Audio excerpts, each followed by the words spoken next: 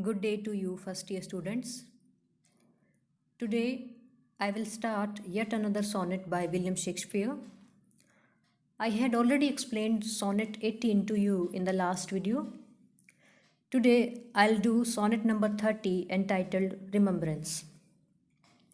This sonnet is a part of the sonnets which Shakespeare wrote about an unknown young man who is referred as the fair youth.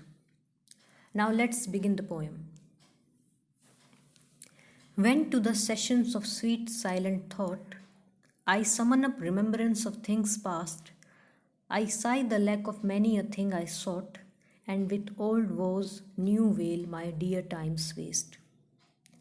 So the poet begins by saying, when to the sessions of sweet silent thought I summon up remembrance of things past. Now note the use of words by Shakespeare in the first quatrain.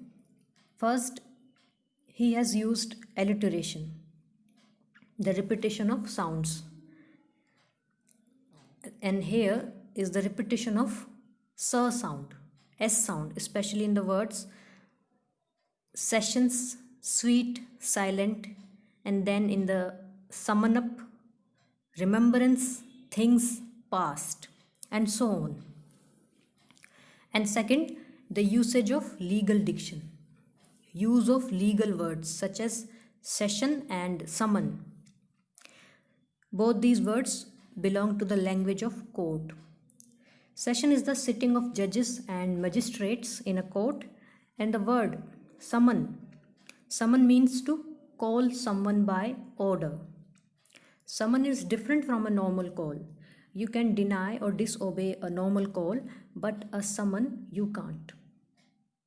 So the poet says, when to the sessions of sweet silent thought I summon up remembrance of things past.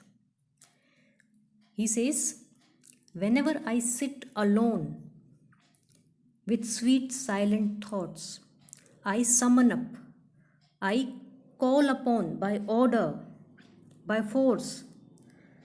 Remembrance means memory. I call upon memories of past things. I summon up remembrance of things past, things that are long gone, things from his past life. So, whenever the poet experiences those sessions of sweet silent thought, he recalls many things which have gone past.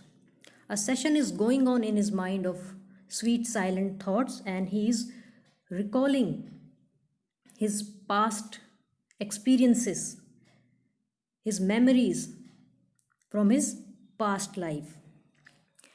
I sigh the lack of many a thing I sought, and with old woes new veil my dear times waste. I sigh. Sigh meaning, it means a deep breath of sorrow. He says, when I think of the bygone days, I sigh, I feel sad, I become sad. He says, I sigh for the things which I sought. Which I sought means which he wanted to get, but he couldn't. He's talking here about the missed opportunities of his past life.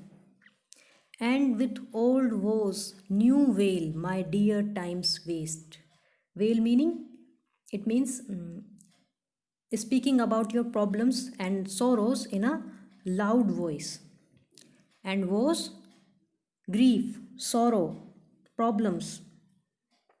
And with old woes, new veil, my dear times waste. He says, I regret for not achieving things which I sought, and this adds new veil to my old woes. This adds new sufferings, new sadness to his old woes. My dear times waste. And this is a waste of my valuable time. See, this happens with us also sometimes when we start to think, when we start to reflect about things which we wanted to have from our lives, but for some reasons we fail to achieve those things. And then we also get sad and sometimes cry too. But what we are doing at that moment? We are wasting our precious time in thinking about bygone days. So the same is happening with the poet, which he considers his dear times waste.